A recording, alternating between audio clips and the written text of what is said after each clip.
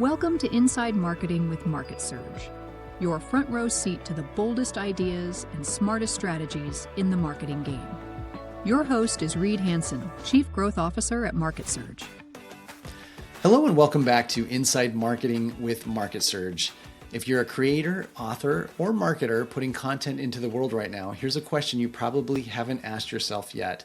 Who actually owns your work once AI gets involved? My guest today is Julie Trelstad, head of U.S. publishing at Alet.ai, and someone who's been navigating the publishing industry for over 30 years, long enough to see trends come and go, and long enough to spot a real inflection point when it shows up.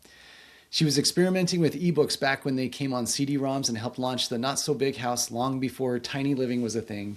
And she's focused on one big question: how do creators protect, monetize, and future-proof their work in an AI-powered world? If you write, publish, market content, or build a business or a brand, this conversation is going to make you rethink ownership, ethics, and opportunity in a very real way. Julie, welcome to the podcast. Thank you. I'm delighted to be here. And I love talking about ownership of rights. Awesome. Well, let's start kind of in the beginning. You've been in publishing for several decades. Where does this moment where AI is getting involved in publishing rank in terms of disruption compared to everything you've seen? Compared to everything I've seen, it reminds me a lot of the 1990s when ebooks came onto the scene, when all of a sudden everything was published online instantaneously. Also Amazon too, like all of a sudden every book was available in the world. So I think this is different though, because I think we understand it less, that what is happening behind the scenes is it's easy. If you sell an ebook, somebody reads that book, happens to it. And today, a machine may ingest the content of your book and you have no idea where it's going. Yeah, no, it's been pretty remarkable for a lot of things. I'm just learning about the publishing world, but the speed at which it's affected things and just the pervasiveness, it's touching everything. Now, let's talk a little bit about AI is writing a lot of this content or generating a lot of this content. What are some of the misconceptions that authors and publishers have about how AI is involved in written content today? I don't know about misconceptions, but they're really upset about it. Okay. I think one thing is probably worth talking about is just in recent history that ChatGPT, Claude, and others are new on the scene. These are technologies that have been in development for a really long time, but it wasn't until they started literally training on books and well-structured content that they became smart enough and conversant enough. Before that time, they were training on more like technical manuals and all kinds of things that weren't like fully formed English. So there's really two things that are happening here. One is that large language models just like pretty much ate the world's library. Everything that was digitally available and even things that weren't, that got scanned in and were put into these things. And that means is that these models seem to be as good as writing as the average writer or good writers. So it feels like it can write really fast and really quickly. When, if you talked about AI a lot, it's all based on a mathematical formula. What is the most likely next word? So basically the output of these models is like in the aggregate authors, it doesn't give you a lot of creativity, but it gives you what is the average thing that an author would say next. Not unusual.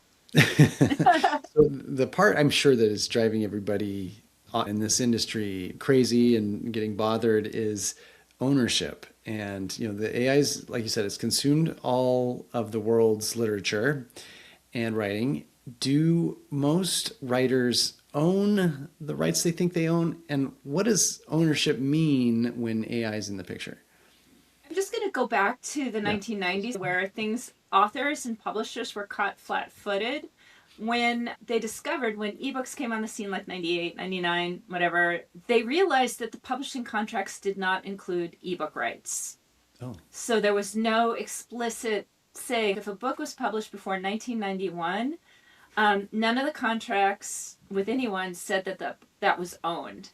And I think we're back in that same loop, that none of our publishing agreements or contracts explicitly state that AI can use it. And I mean, we're in a moment this year. There was a huge lawsuit. Have you heard of that? A few months back with Anthropic, they had to pay $1.8 billion to authors. Wow. And that was because they scraped the material belonging to the authors without their consent. However, it wasn't because Claude used this material for AI training. That wasn't a problem at all. That's considered perfectly fine by the law. Mhm. What was bad was it was stolen, it was pirated, it was not paid for, there were no agreements in place. So it was the output that was the problem, that it regurgitated and when it generated content. Is that the problem? Well, that's another thing. It's more like it was basically it Okay. took the material without paying for the material. Okay. So the law basically, so far, the lawsuits are saying it is okay for software companies to use books to train their model. It is just not okay for them to not pay for using the model. Okay. But when you talk about input and output, that's interesting too, because input is like that mathematical formula. Huh? And if I was going to say, write me a novel that's like Stephen King, and it does, like super Okay. similar to Stephen King, Mhm. Stephen King can sue for that because it's similar enough to his own work, I right? see. He Interesting. can't sue that he was ingested, but he can sue like another author trying to use AI to copy him and pass it off as his work. Okay. So I assume that there's a big void in how should they pay for this content, because like you said, there's no contract. I mean, up until a point that mentioned anything AI related. And so the current ruling is that they must pay. It's not known how much or how. So there's a little bit of sounds like we're a little bit Early in days. early Early days. days. I Okay. think that it reminds me a lot of actually, if you think about it, most of the revenue for large published books in the United States is actually Mhm. not from book sales, Mm. it's from selling foreign rights. Interesting. So Okay. agents and publishers make a ton of money selling the content of the book so it can be published in different languages and different markets around the world. So this kind of AI is going to be, I think, treated the same way we treat foreign rights. It's like an ebook right. It's another layer of things that authors can get paid for and all creators can get paid for. Okay. So, I assume that this affects big names in the industry, big writers. I would be flattered if somebody was using my writing to inspire output by AI. I'm nowhere, I'm sure nowhere on anybody's radar, but but for the average marketer, business owner, coach, consultant that wants to self-promote their own brand, they're generating content, maybe not to the fame level of a Stephen King. What kinds of concerns should they have, and how can they protect themselves in this situation?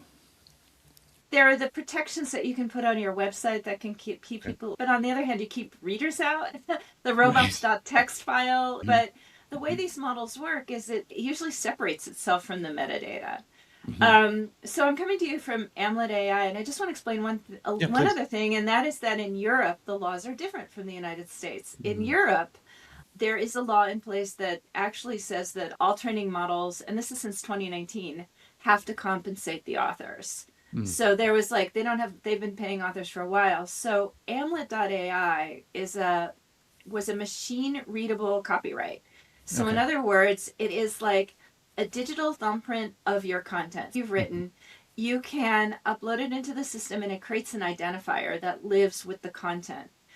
In publishing, we have copyright notices, and we also have what we call an ISBN that identifies a book or the standard. Mhm. Again, those things can be stripped away from the content. They're just like on the first page and they're not related to the content itself.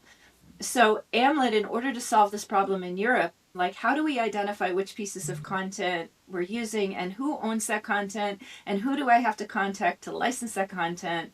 Using the AMLET identifier solves that problem because if a machine is looking through a database of content, it will see this new identifier. Okay. So in the past, it was just like there was no real way to tell and no real way to prove. Okay. Well, so does AI present any opportunities for writers? Is it all negative? Oh, I don't think it's negative at all. Number one is I think for authors today and the authors I'm working with, they are making liberal use of AI to help them market their books, to help them troubleshoot as a beta reader, or to help them brainstorm. Can you give me suggestions of where to go next? Some people are writing with it, but I almost find that's as hard as because you have to train it so much to sound like you. Okay. So that's useful uses that authors are having. But on the flip side, now, ebooks and audiobooks are representing about half the revenue that authors are making now. It's a kind of, they weren't getting this kind of revenue from these kind of products 10 years ago or 15 years ago. Yeah. So I do think that in the next 10 to 15 years, that having these micropayments, almost like a Spotify, when AI uses your material either in a specialized chatbot or when it uses to train, you should be able to be compensated for that. It's worth noting that AI can't train on AI. It can't create a document and then train itself. It really needs unique human content and high quality, expertly written content. Like the human piece is absolutely needed for the development of the future of the technology. And I do believe that in the future, we're going to see specialty medical apps, specialty marketing apps, and they're going to want to use the best quality, most reliable content, and they will be willing to pay for that. And it may be that instead of reading a book, you are having a conversation with a book on a chatbot. Interesting. I think people, you mentioned a few ways that professional writers are using AI. They're brainstorming, they're checking their written content, and in some cases, maybe probably writing some of the sections that are being published. Are there what's the ethical discussion in the book writer community around using AI to generate any of the content? Yeah, they don't like it at all. Okay. There's no, I've been on a podcast with a couple of writing groups and they just we don't even want to talk about AI. Yeah, I see. Because it seems too easy. And there was an instance actually where a romance writer last year accidentally left a prompt in her writing in the middle of a chapter saying, whoops. Ooh, okay. Because I think that writers are mostly worried about being ripped off. Yeah. And I've seen it. I interviewed a woman who had recently wrote a book for one of the major publishers. It was an autobiography of a famous historical figure. And she published this book with Random House. 2 weeks later, not even 2 weeks later, there were 8 similar books that were causing market confusion, that had similar titles, that were AI generated copycats of her book at a slightly cheaper price point.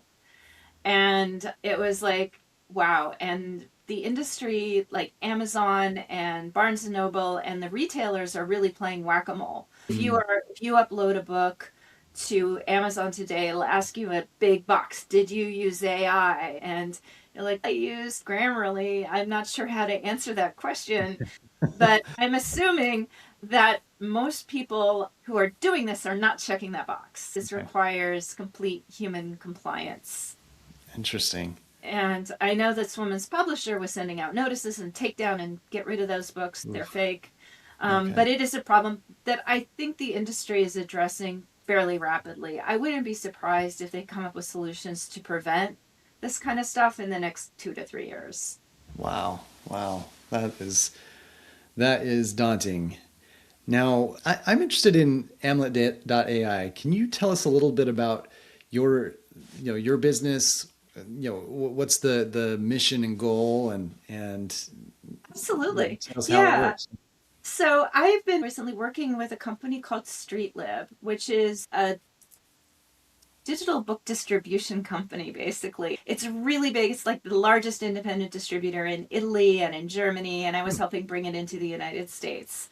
The owner pivoted, Giacomo D'Angelo, and got together with his friend Titus Pan, and Titus had created basically an ISO. It's like a ISO identifier. So I think of it like an ISBN. It's the standard number that identifies a product. Titus invented this way of taking any piece of content. It can be a podcast, it can be a book, it can be an article, it can be a photograph, and creating this digital identifier for it. Okay. And then we realized that's not enough, because once you have the identifier, you need to know who it is that owns it and exactly what rights they are granting to it. So the identifier on its own allows you to opt out of AI, but it doesn't allow you to license it.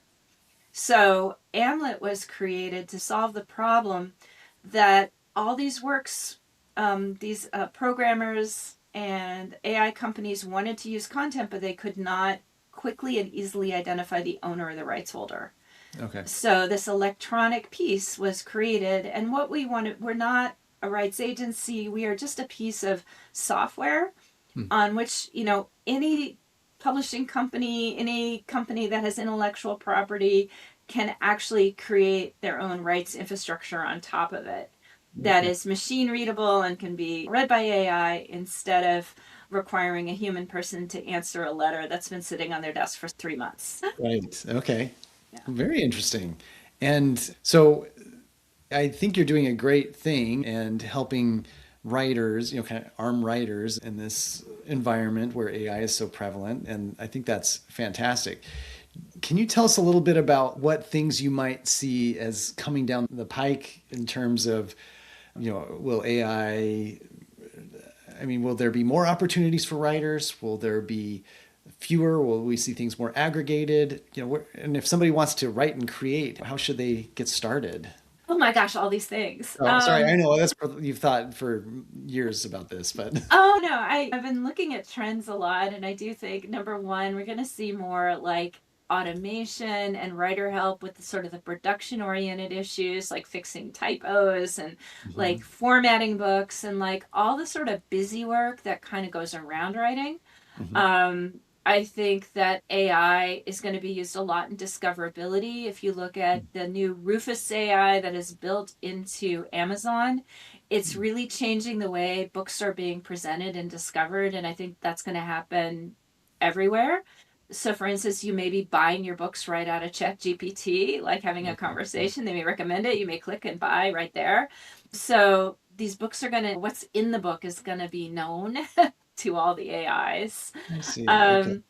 Yeah, and then I think I talked to you about what the future might be. Applications might give writers more opportunity to be compensated. It's a little different way of thinking about it. But in ways to get started, I have some great tips for that. Especially for like podcast listeners and so on. I think one of the most brilliant uses of AI for people who want to write a book is the voice to text. So you can take your podcast, dump them all, walk and talk, and this is my idea for a book, and like all your random thoughts. And then you can take that recording and the transcript and ask an AI to organize it for you and to put it in reasonable order. Another thing you can do is you can have an AI interview you and ask you a bunch of questions.